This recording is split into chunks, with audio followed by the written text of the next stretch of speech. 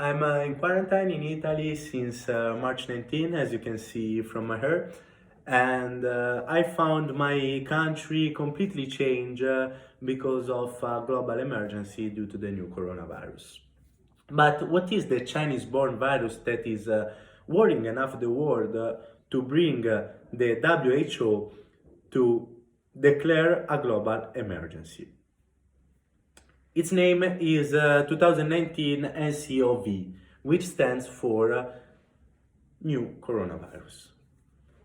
They are so called because of the crown-shaped tips that are present on their surface.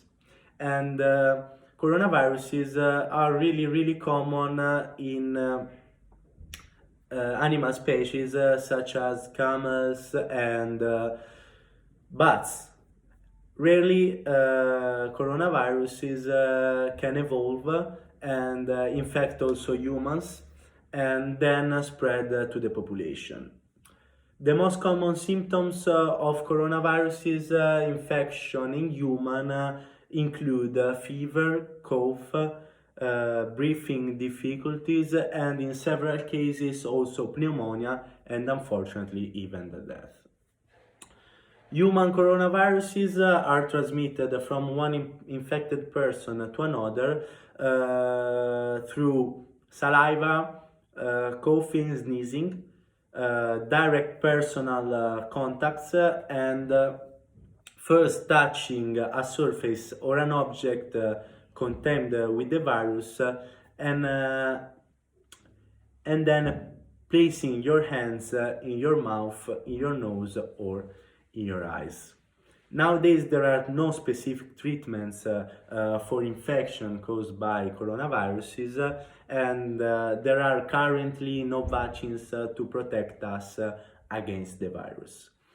Of course, people's lives have undergone major changes since the Italian government, with the specific decrees, has limited the movement of people, including the possibilities of leaving our home.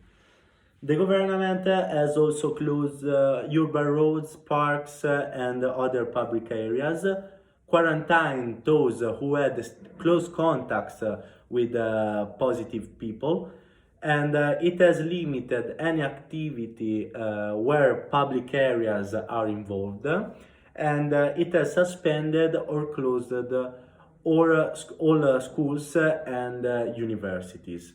In addition, it has limited the physical presence in offices, with the exception of essential services, and it focused on smart working.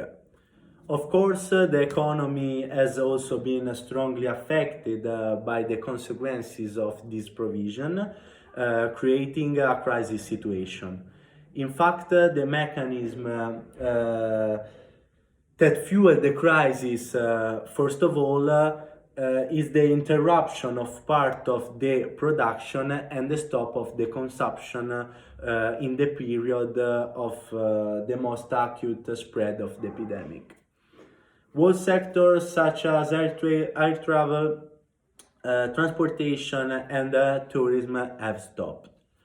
Production, especially in manufacturing, now depends on heavily international production system with components produced in dozens of international countries are in a deep crisis. The effects on work are the loss of employment and wages, which can only be compensated by compensatory measures such as those introduced by the Italian government. The foreseeable drop in demand will eventually slow down production in further future. The increase in healthcare costs due to the epidemic emergency can have another significant effects on the economy as a whole. In the hours while the Italian government tries to seal a huge area in the country, two specific reaction to the climate of generalized alert and precaution emerge. Two kind of answer, which seems related by different character profile. On the one hand, we have whom the concern induced by circumstances prevail over any contingent aspect of the existence. On the other hand, we have those who tend to ignore and underestimate an alarm. In the middle, of course, most of people with great rationality and calmness try to adapt to the rules imposed by the emergency and remodels their lifestyles according to the rules suggested by experts and authorities. There are also those who don't leave home and experience smart working without any anxiety, although they are really aware of the situation, the seriousness of the situation, animated by responsibility towards themselves and towards, of course, others. Not for everyone is this, because also yesterday there was a big crowd in winter tourism resorts queuing up without respecting social distancing and ignoring also the calls of the police. The writer Cameron Lister, wife of the chaplain of the Anglican Church in Florence, wrote an article in the web which tries to suggest us some tips to appease our anxieties, such as watching a film or a TV series and try to do not focus our attention to the flows of negative news. Every day that passes, unfortunately, made in Italy peaks and loses energy. But there is more.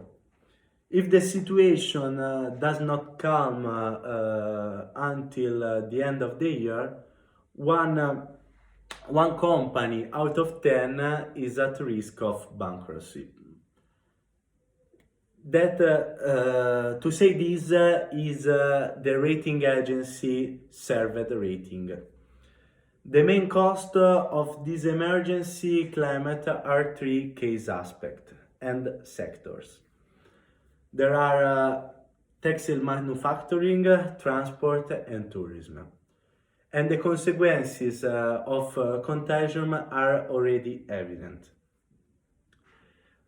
There is a slowdown in production, there are temporary forced closure and drop in margin. The economic effects explained on a research company is linked to the evolution of the epidemic and this explains a very uncertainty prospects. In the short term, the epidemic, especially measures taken to contain it,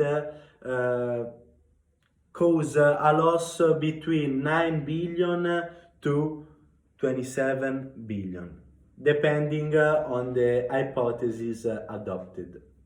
The decline for the entire economy in Italy, on the other hand, the range is from -1% to -3%. The estimates consider the direct impact of the spread of the virus in Italian regions, depending on the sector considered.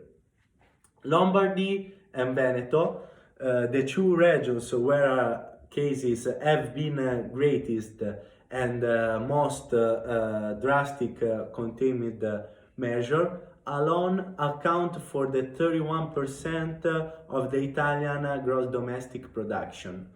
So, arithmetically, a 10% decrease in just these two regions means a 3% decrease in the whole country. So, the solution to this problem would be to find a vaccine, but at the moment is not in my possibility. So all we can do just strictly follow the instruction given by the expert who are studying the various solutions, maintain social distancing, wear mask and gloves, try not to get together with other people, and do a voluntary quarantine if you have traveled and if you have any symptoms, contact immediately your doctor, notify to a doctor, and avoid to infect other people, and calm down, stay at home, with the hope that everyone will adopt all the right measure and attitude to finally get out of this one day. So please stay at home.